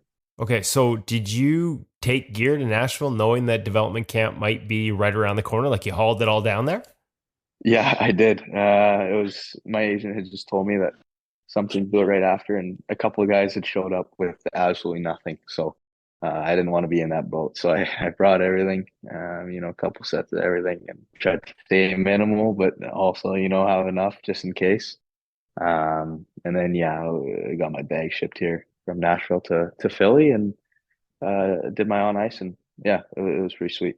What was, and you can speak goalie on us here a little bit. Like, what was the process like you get into dev camp in terms of on ice, technically, tactically, new things being thrown at you as much as they might not want to do too much? But a big fan of Kim Dillabaugh and Brady Robinson and the crew that runs the goaltending department there. What, is there anything that like was new to you as a goaltender? Yeah, absolutely. Absolutely. And it's also their job, and they've done an excellent job of recognizing the way I play. They said, coming in the first day, that it wasn't their goal. They're not here to change me in the way I play. They're here to, add off and branch off of what I have, and try and make me, not only able to sign a contract one day and stuff like that, but, the best NHL goalie ever. That's their job, and that's what they really want to do here. So it was a lot of technically sound stuff. I mean, obviously it's something I take pride in. I've always taken pride in my skating and the way I move and stuff, but it's little things like off puck awareness. It's crazy the way these coaches can see the game, and like I said before, you kind of get to see at that next level what they have to offer. I didn't think I'd be able to do some of the things that they've taught me until a week later I'm doing them now in regular practices. So looking off the puck when they're on the rush, and they're not going to shoot, and if a puck's up in the air, you're taking looks and seeing what guys' hands are. And I had always thought that my off puck awareness and hockey IQ was better for my age, and then you realize how much better it can get, and you see why these guys like Hart and Price and all those kind of guys that I've always modeled my game after. You can see why. I mean, they're so successful, and you can see why they're, why they've put themselves in such good positions in regards to their careers. Okay, so looking off the puck is obviously being a theme there. That's more tactical than technical, and awareness. Video work. I'm trying to picture because the automatic response for me, Carson, is how do we help other goalies? And obviously, this is a big part of. I know you're an InGoal magazine subscriber. That's a big part of what we try and do with pro reads. Were they using video with you? How do you develop that? How do you, other than when you go back to Brandon and play and being more cognizant of it? Did they use video to help you? How do you take that next step in those elements? Yeah, so the first day, obviously, like I said, dev camp, you come in and you get to know the guys enough, and when it really kind of started to get down to the work, I was the only drafted goalie here, so I sat down with all of them, and a couple more guys that they had come through to camp, and it was just a lot of plays. They obviously try to involve you, right? So if a kid goes to camp, you can definitely expect to come in on one of the first few days and sit down in a very nice video room. It's the NHL, and something I didn't think about. I walked in, and it was a movie theater. So Okay, I got that's to give you pretty a cool quick warning. They're not all like that. No, that's what I mean. Philadelphia is just it's special. It's something crazy here. But I mean, in regards to the video, you walked in, yeah, and then the two goalie coaches here are unbelievable development coach. And it was more of, they wanted to see what we saw.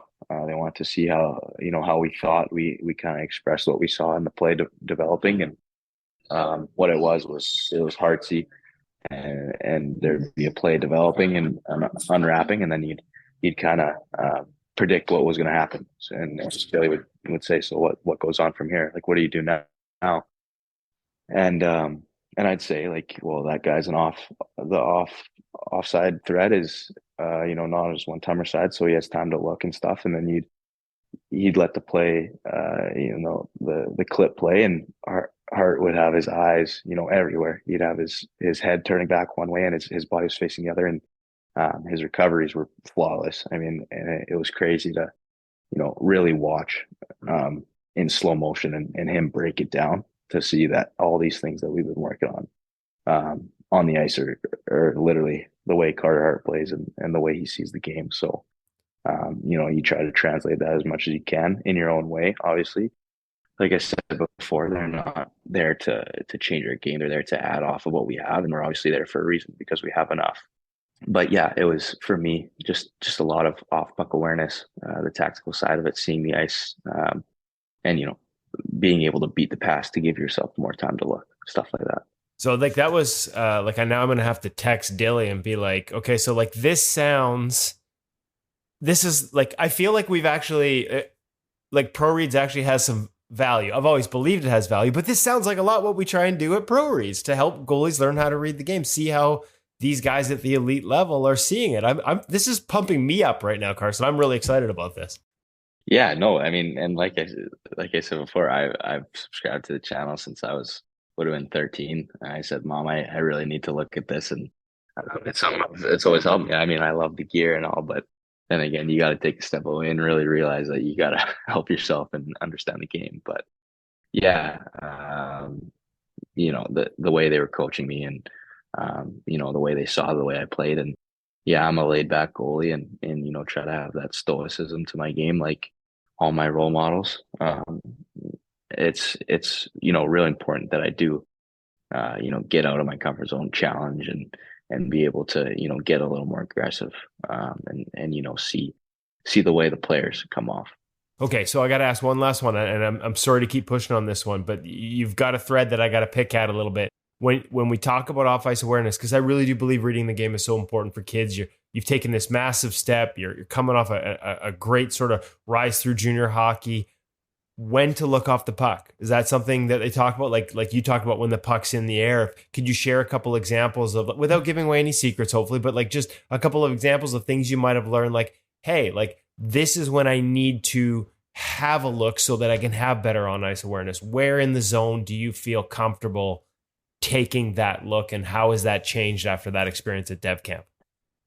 Yeah, absolutely. That's literally the main thing we touched on. It was something we worked on every day, warm up, and then you'd go out and practice, and you'd apply it. So it was a lot of a guy's coming down the wall. He's at the red line, say.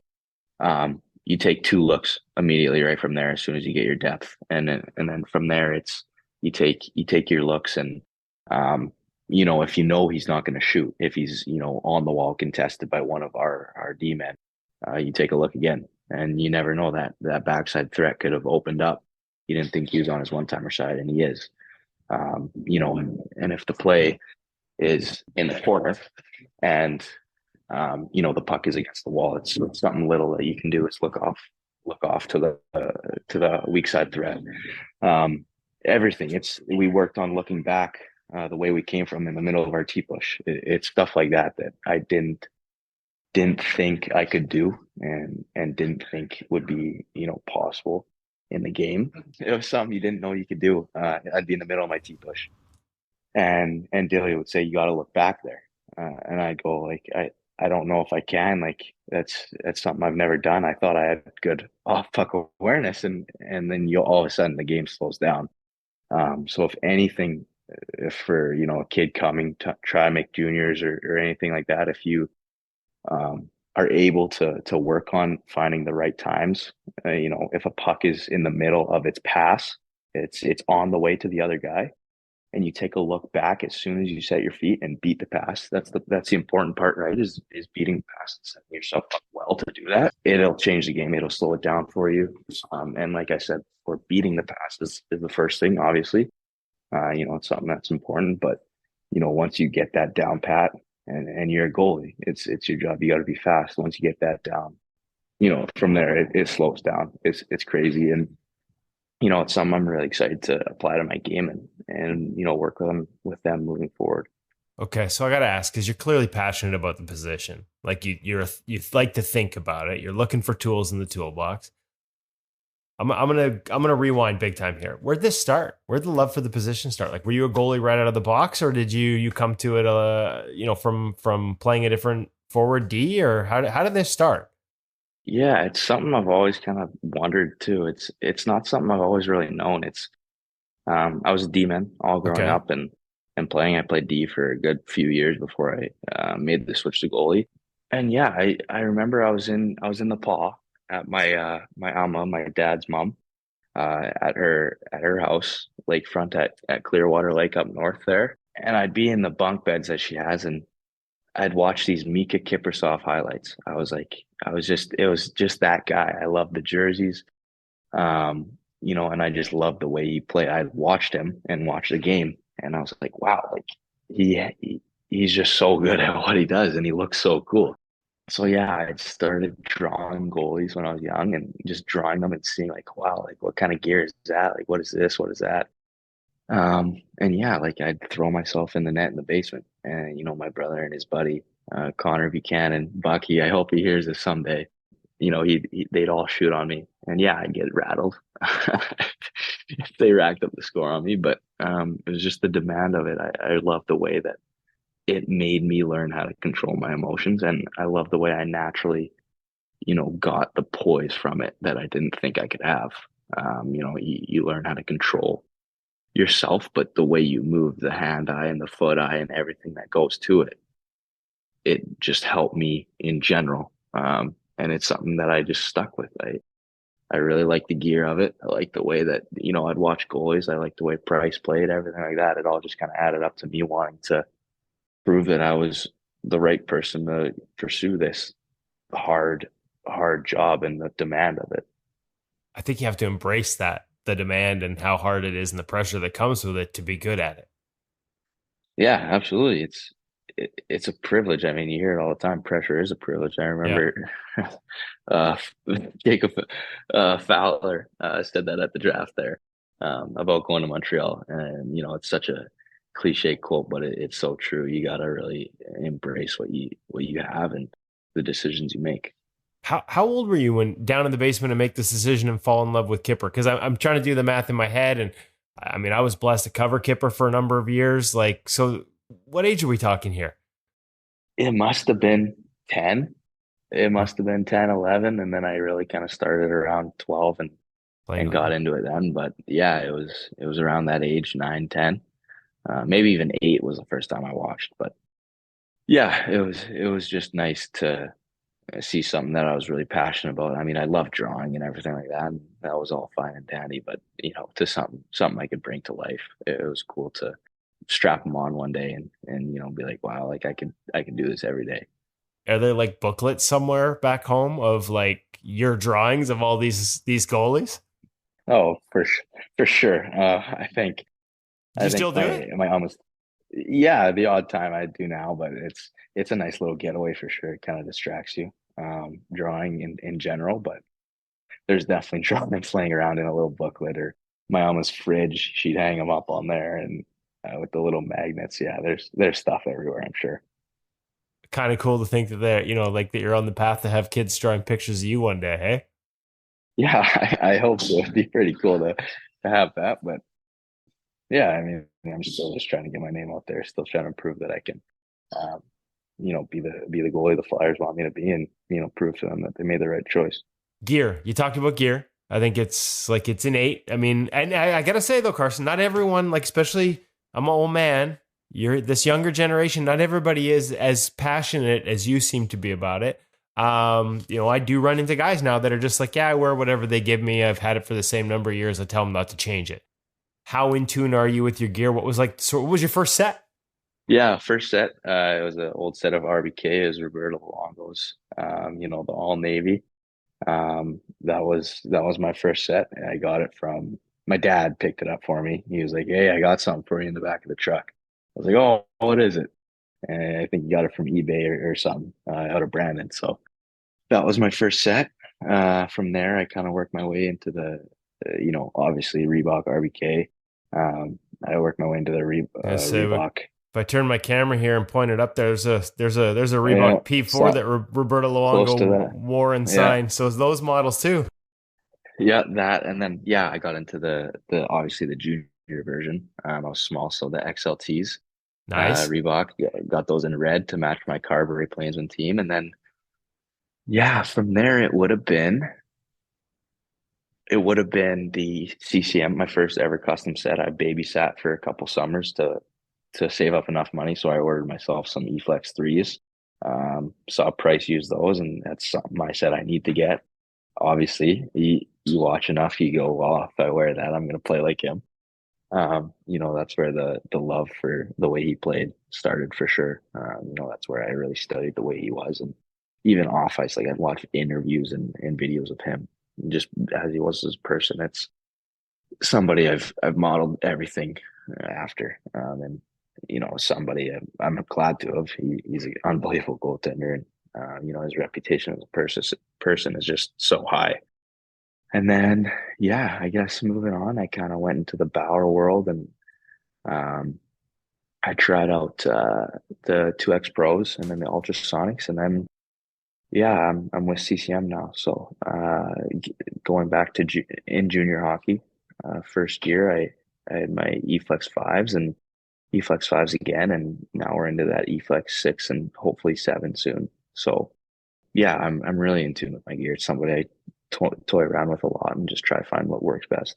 Okay, so the setups are one thing, but as a guy who grew up drawing and drawing goalies and drawing goalie gear, how like we just got our first all out set with Yeah, the logos and saw that. everything. And Yeah. I'm like I'm about to be 50, man, and like I felt like I was 5 and it was Christmas again, right? So like how excited are you to get a chance to dig into some designs? Good. That's the way it should be. You got to be excited for it for sure. Yeah. So I guess kind of branching off to my helmet. I've drawn, I mean, hundreds, countless helmets, designs, and everything, and I whip up 5 helmets and I pick out what I like best, and that's what I use. So my helmet I got painted this year. I drew that and gave it to my designer out there in Thunder Bay, Brian Schott. I was just saying, make sure we Unbelievable give him a painter. shout out.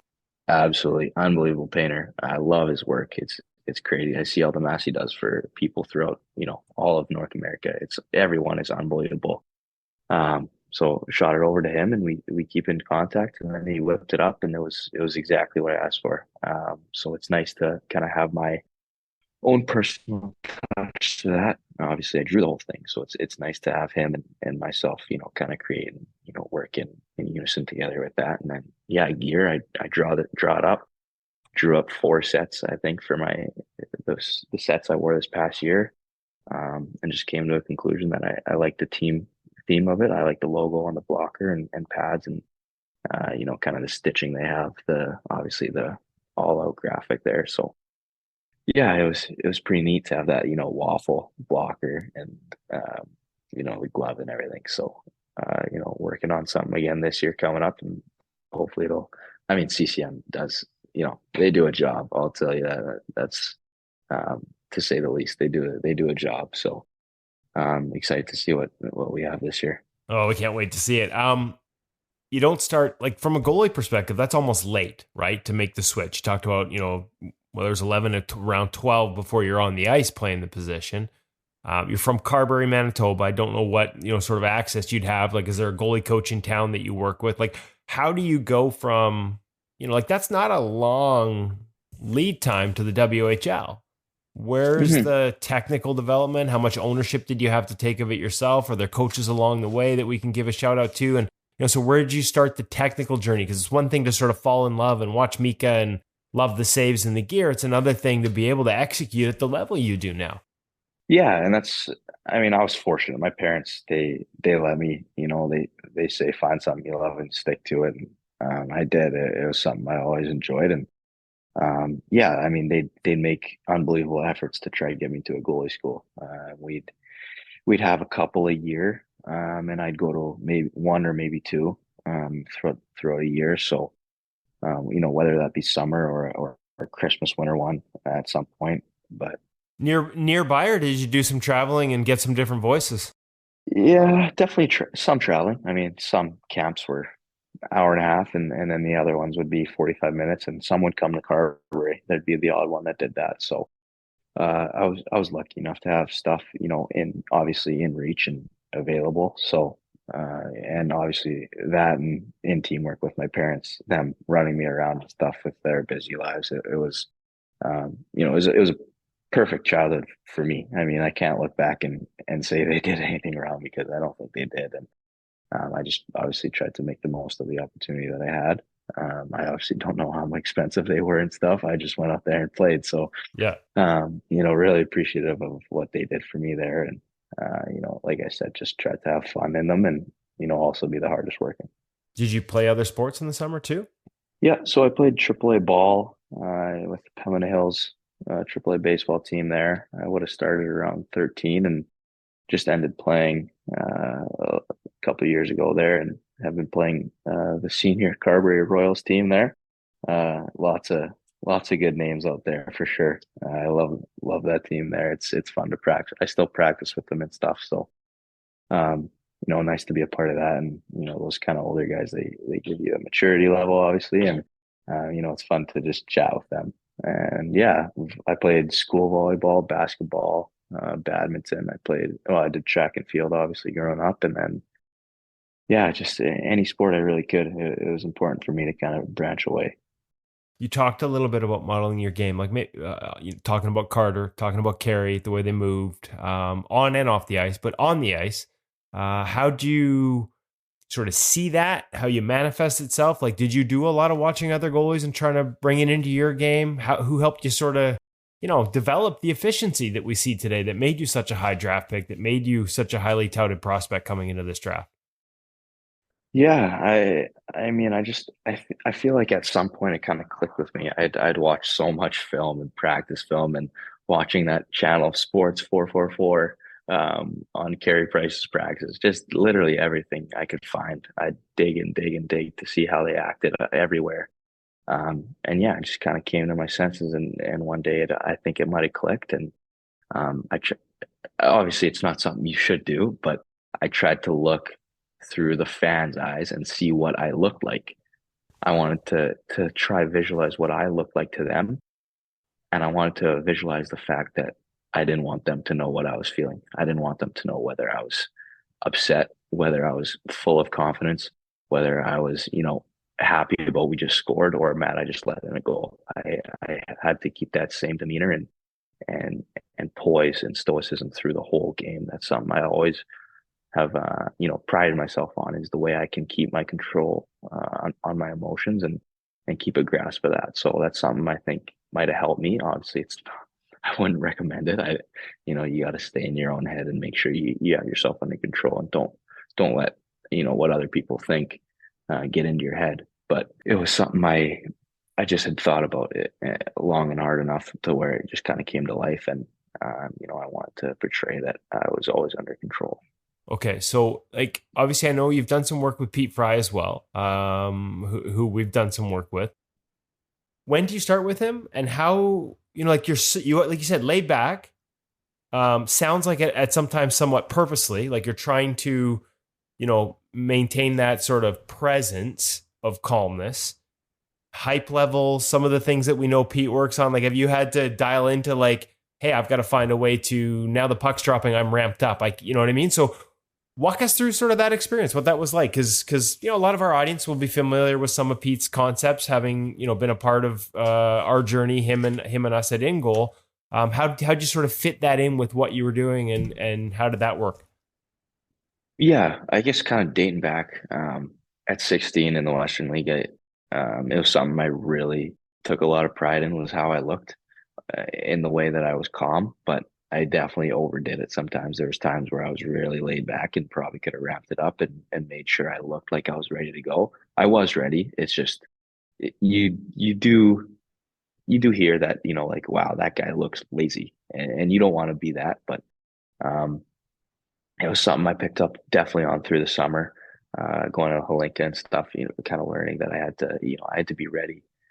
I really had to ramp it up when the play came, but also look the way I always have. So I started working with Pete just actually a couple of months ago here. Um, somebody had obviously recommended it, and following InGoal and stuff as somebody, I was like, I feel like now would be a good time to definitely try and see what he had to offer. So just chatting here and there. Obviously, not too much has been going on yet since the season and everything. So it's just a lot of thinking what you don't think you can do, right? Like I gotta go into the season, thinking way above myself so that you can miss by that small margin instead of aiming somewhere where you're gonna hit so you can feel accomplished. It's little stuff like that's definitely clicked more. And I definitely had a sense of everything coming into what he was talking about, but he brings it to a new light for sure. He brings it into a space of a different perspective, and that's what he specializes in. So it's definitely been beneficial, just getting that new point of view. Okay, so the other part of being laid back and cool, and calm and collected, well, at least the cool part is you are in not just the goalie union, but you are in the goalie guitar union. You Yeah, play, and I know there's a story there with your grandfather. Can you share that with our audience? And then I'm going to run a couple things by you about guitar and goaltending and see if see if it makes sense to you. But first, tell us how you yeah. got started. Well, yeah, I grew up. I went to drumming lessons. So Oh, I'd go to drum Tukarask. lessons. Yeah, so I'd go to drum lessons while my brother was in the other studio doing his guitar lessons. So Okay. we were on a different spectrum there. We ended up, liking different things at the time, and then it was actually just a couple of years ago that I really liked looking how people played the guitar. I remember watching my grandpa and stuff, and we'd be sitting on the couch watching, the Winnipeg Jets play the Montreal Canadiens, and I'd be like, all right, well, Price is playing, here we go. And it'd be intermission, it'd be around Christmas or something, and he'd pick up his guitar and just kind of start strumming away. He had such an easy way of doing it, and he had such a just a natural. He looked so natural. It was crazy, and I was like, wow, like that is wicked. Like he looks cool, and he'd start humming a little something, and he had his own little songs in his songbook that me and my mom and brother and dad and sister have in our house. So it was it was just cool to watch him do that and be able to have such ease with it. And obviously, my brother had been playing all along since he was younger, so kind of looking at him, and he could do the same. I want to pick it up. So, Ethan and my brother had gotten away with it from it for a little bit, and he has a really busy life too. So, it's nice to be able to get back into it with him. And, he taught me a little bit, and then I just kind of branched off my own, and, you'd watch, YouTube videos and stuff. And, yeah, so self-taught, just like my grandpa. And it's something I definitely take pride in, knowing that, I can carry that on. Do you read music, or do you just play? I I used to, and I just can't anymore. And it's something I Okay. do. I just play. I just go out there. I hear a song, and you toy around with your fingers, and the capo or whatever, and you just kind of start playing and find the strumming pattern, and yeah, you just kind of freestyle, pick away. Love it. So I mean, and are you familiar with like there's a ton of goalies that play the guitar. Like there's a ton. Yeah, and I hadn't realized that until a couple of months ago. Somebody had mentioned it. I did not know that at all. I got a story I got to send you then because there's actually a goalie coach who I believe he has a sports psychology degree now named Ted Monick, and he used to teach his goalies to play the guitar. And then he studied it, I believe, at a PhD level. I believe his PhD thesis tied the neural pathways that we develop learning. But the catch is it's from reading music. So the anticipation between seeing the Hmm. music and the hand reading, the way we look ahead and the way the hand reacts, he tied it directly to basically the same neural pathways as a glove save. So playing the guitar and the glove hand, like it actually, he believed it could enhance your glove hand. And we had a couple old pros, Todd Ford, who was in the Toronto Maple Leafs system, that started doing it as a result and felt like his hands got better. So like, in addition to looking cool and being part of the union, it might actually help you be a better goalie. Yeah, that's crazy. I didn't know. Like I said, I didn't know that until a little bit ago. Somebody said, "Oh, well, he played the guitar." I was like, "What? Are you serious?" Like, I just picked it up. My grandpa loved it. I love playing it. I love the way it looks. And it reminds me of him. So yeah, it's cool. Obviously, that's something I got to work on now is reading the sheet. Making life a little easier on myself. But yeah, I just kind of, I look up a song, I play it, and I start to hear, oh, that sounds like Led Zeppelin's chord in this song, and that sounds like, oh, like that's the Little Bones starting to, the hip song. So it's little stuff like that, and it ties in, and obviously you hear enough, and it kind of clicks, so you get to, have a sense of memorization, and you can just kind of play with it. Little Bones, man. Now you're like right up my alley with the old timer stuff. Yeah, That's yeah, a classic. it's all I listen. I used to be definitely in the new age of stuff, and even like 2 years ago, I'd still listen to all the kind of new age stuff. But yeah, it's in the past 2-ish years, I've definitely gone just straight classic rock. Um, I love the song Radiohead after the new Guardians of the Galaxy came out. Creep, I love, yeah, you name it. I listen to every old rock song now. That's awesome stuff. Hey, listen, now we've kept you too long. Quickly walk me through what the rest of your summer looks like. I didn't realize when we set this up that I assumed you might be back home by now, but you're still in Philadelphia. What does this look like from here on out as you try and build off, what I'm assuming also not stressful, but like there's a lot of, like, it must be tiring, like the last month or so. You just had a lot thrown at you. Do you take a break when you get back on the ice, or maybe you stay on the ice? What does the rest of the summer look like for you? Yeah, just going home. I'm not here doing anything. I just wanted to stay here by myself and get a feel for the city. So nothing going on here as regards to training.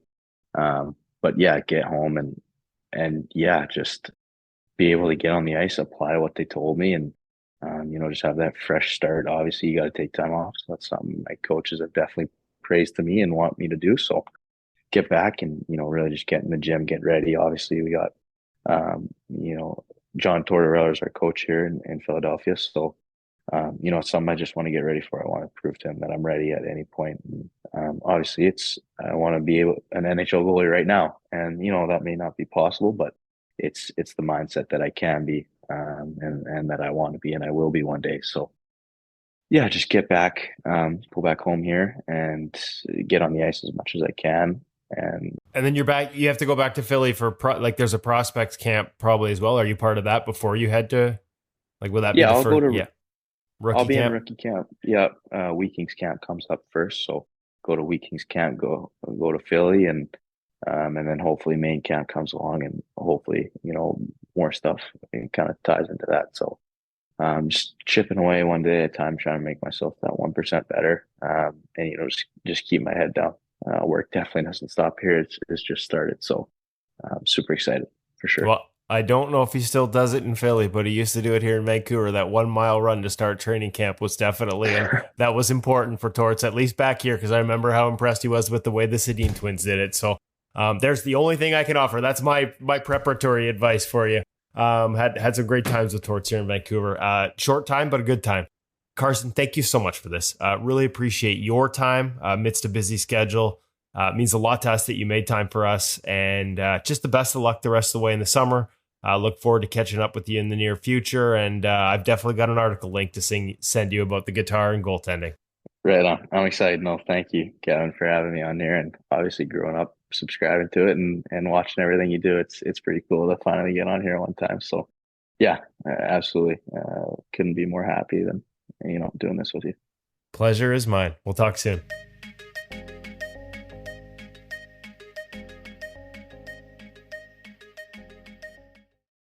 That was so good. Did I hear that right, Woody? Is he still in Philadelphia? I don't know if he's still in Philadelphia or if he's gone back to Philadelphia. Yeah. But again, to me, this is one. Yeah, he was in Philadelphia when we talked to him. I didn't realize when I set up the interview. And that was a good week after Dev Camp, right? Yeah, so I don't know if he just stayed or if he went back. Again, why? Because this is where he sees himself playing. We talk about creating that picture of yourself. It's in Philadelphia. Mm-hmm. He knows it probably doesn't happen this year. He'll be back in Brandon almost assuredly. That's just the reality, especially with the agreement. He can't go straight to the AHL until he's 20. But this is where he sees himself being in the future. This is where he's going to be back for training camp and prospects camp with John Tortorella, with the main staff, with Kim Dillabaugh, with everyone. So why not make sure you're comfortable in that environment? He wanted to get to know the city where he hopes to play one day. And so he's in Philadelphia. Like I said, I'm not sure whether it was back in Philadelphia or just stayed. but he's in Philadelphia trying to get more comfortable with his environment. So when it does become his environment, whether it's for 2 weeks in August and September, I guess it'd be September this year, or the next 20 years or 15 years of a professional career, he's comfortable. It's like we always talk about preparing for the test. If you've done the work when the test starts, you don't feel stressed. Why add an area of stress? Like, how long does it take to get to the rink from here? How long do I have? Where do I find my food? He's going to have all that dialed in because he's either stuck around or gone back to spend more time in a city he hopes to be a big part of his life. I thought that was not only pretty insightful and cool on him, but probably another sign of what the Flyers like, right? Like, it's not just how you stop pucks, although that's a huge part of it. It's the whole individual they're looking for. And to me, this was just another hint. And as you heard in that article, there are many things to like about this young man as a person and as a goaltender. But that's probably just another box that got checked when the Philadelphia Flyers were trying to figure out who they were picking. And then we should add, I didn't mention in the interview, traded up. Made sure they traded into the second round and traded up into the second round to make that selection. So clearly this wasn't just, hey, it's our turn. Who's next on our list? This is, this kid's still available. I think I can make a deal to get this pick so we can get him. They clearly valued and coveted him. And nice also to see another Western League kid with the Philadelphia Flyers. And I got to say, hopefully Carson's okay with me sharing this. Didn't ask him during the interview, but he did get a text message shortly after from Carter Hart, who is one of the goalies he looks up to and now a fellow Philadelphia Flyer, sort of welcoming him to the team and saying, as I just said, it is nice to have another Western Leaguer, another Western Canadian kid on the team. And I got to tell you, that left a pretty good impression with Carson. Well, as you know, Western Hockey League goaltenders, special place in my heart for them. You did toss out something else maybe that needs to go into the goalie dictionary. You said because of the agreement, Carson pretty much has to go back to the Western League this year. Just so people know, if you're not familiar with how all this goes, typically you're drafted, at least as a Canadian Hockey League goaltender, you're drafted in either your 17-year-old or your 18-year-old season, depending on when you're born during the year. And the agreement between the National Hockey League and the Canadian Hockey League is that unless they are going to keep you on the NHL roster, if you are 18 or 19, if they're not going to keep you on that NHL roster, they have to send you back to your CHL home team. Some of these guys can make a case that maybe they could play at the American Hockey League level. Some teams might even like them to play there for their development, but that's just part of the overall development agreement that the NHL and the CHL have together for the overall betterment of the game and all of the players involved. And I know there's been some talk over the years about potentially allowing a few, maybe first rounders or something, to move into the HL. But right now, that's the way it works for CHL goalies. And that's what Woody was referring to with the agreement. So just putting my teacher hat on there again, Woody. Teachable moments are what you're all about, Hutch. Educating the fans. Attaboy. I've got to do what I can do. Hey, if you're thinking to yourself right now, I just wish Woody and Hutch would shut up. If every week you're listening to this show and you're thinking, oh, I just want to hear that interview, I don't know where to fast forward to, I don't know how to get to that feature interview, we do have an option for you. Head over to InGoalMag.com, go down near the bottom of that opening page. You'll see something about the podcast there. Click through. You can subscribe to the premium podcast channel. Only feature interviews.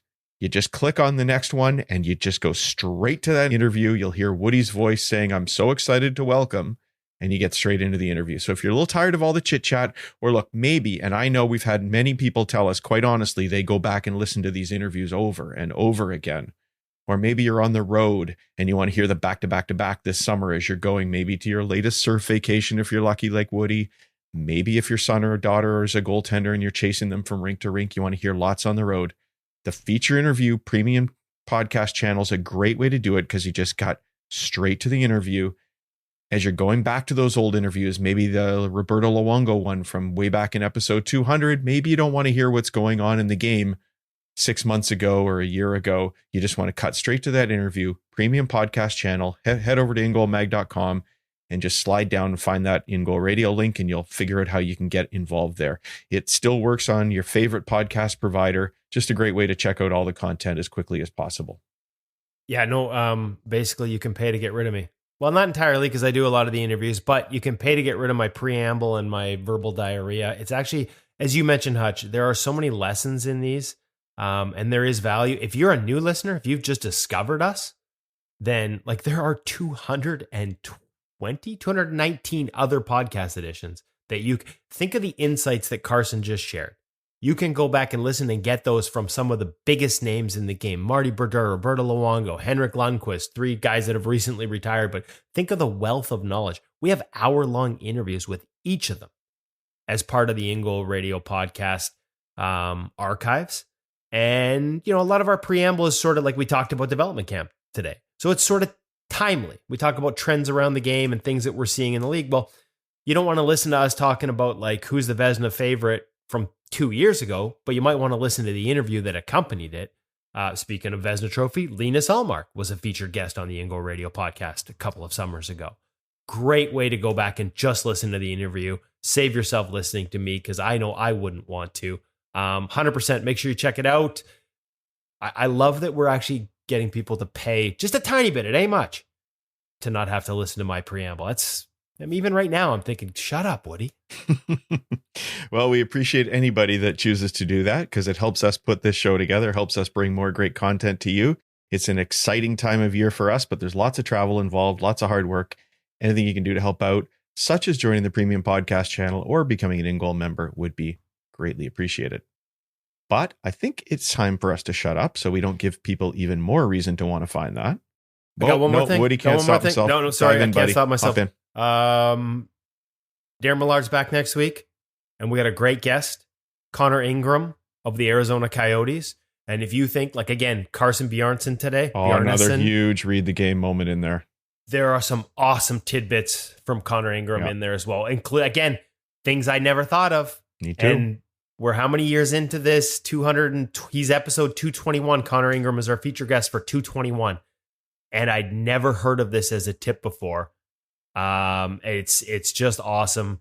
And this is why we do this, because we're always trying to learn. And goalies like Carson, like Connor, are so gracious with their time and their insights to help the rest of the goalie union get better. Make sure you don't miss next week's after, of course, you finish listening. I guess you have finished listening because you're at this point of the podcast. Never mind. Make sure you listen next week. Our thanks to the Hockey Shop, Source for Sports Langley, and Descents Arena VR training for goalies. And of course, our thanks to you, wherever you're listening. On behalf of Darren Millard, Kevin Woodley, Cam Matwiv, somewhere on a beach, I'm David Hutchison, wishing you all another great week in goal.